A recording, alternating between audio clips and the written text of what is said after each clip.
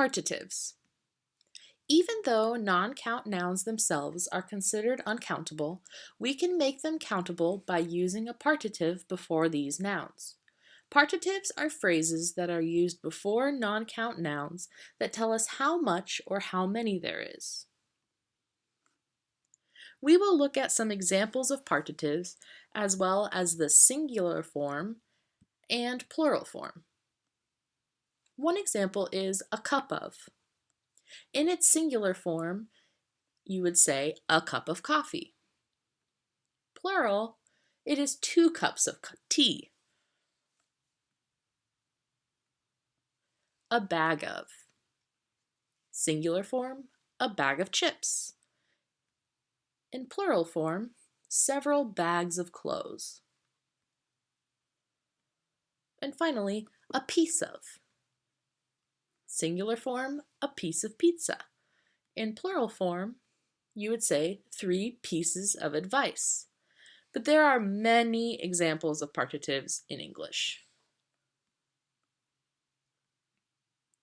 Nouns as diminutives. Nouns can be used as diminutives when they make things smaller and cuter. In other words, diminutives in English are used as nicknames to describe something in an endearing or intimate way. Some examples are, my mommy and daddy are the best. Mommy and daddy are nouns that are used as diminutives. A little birdie told me you were there. Birdie is the noun that's used as a diminutive. With everything a kitten could possibly need, a kitty grows up to be quite a spoiled kitty cat.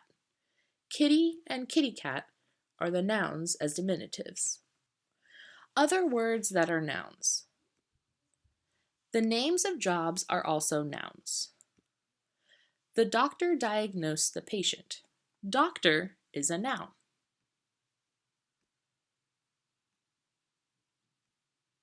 We brought our injured dog to the veterinarian. Veterinarian is a noun. Nouns can also represent the name of a group. Have a look at the cluster of galaxies in this photograph. Cluster is a noun. They're a bunch of bullies. Bunch is a noun. Possessive nouns that are singular. Nouns are possessive when an apostrophe and an S are added at the end of the word. Possessive means something has something else. For example, the sun's rays and Victor's video games. These are 2 examples of singular possessive nouns. The rays belong to the sun. There's only one sun. The video games belong to Victor. There is only one person named Victor. It doesn't matter if the object being possessed, the noun that comes after the possessive noun, is singular or plural. Also remember that the apostrophe comes before the S.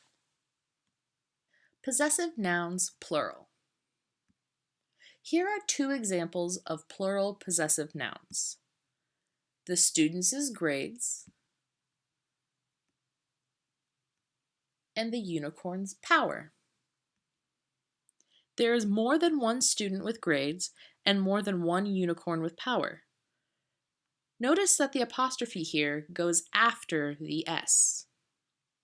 However, there are some exceptions to this rule, and they are called irregular plural nouns. Here's one example. Children's. Nouns as the subject of a sentence. Nouns can be the subject of a sentence when they perform the action. In English, the subject almost always comes before the verb. For example, Chef Gordon Ramsay cooked. Chef Gordon Ramsay is the noun, cooked is the verb, and the predicate. In the morning, my friend will make pancakes. My friend is the noun, And will make pancakes is the predicate of the sentence and includes the verb will make. Nouns as the object of a sentence. Nouns can be the object of a sentence when they receive the action. Objects usually come after the subject and verb.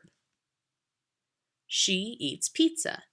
Pizza is the noun that is the object of this sentence. Yesterday we took the train. The train is the noun and the object of this sentence. Most sentences in English follow the subject-verb-object, or SVO, word order, but not every sentence has an object. They went home. In this last example, home is not an object because it cannot receive action like the first two examples. Home is a place. Now we are going to take a quick quiz on nouns. State whether the noun is the subject or the object in the following sentences. Pause the video after each sentence, find out if the noun is the subject or object, then resume the video to find out if you were correct. I saw a dinosaur.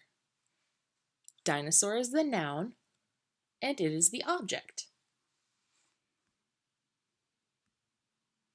My driver likes to drive fast. My driver is the noun, and it is the subject. I love ice cream. Ice cream is the noun, and it is the object.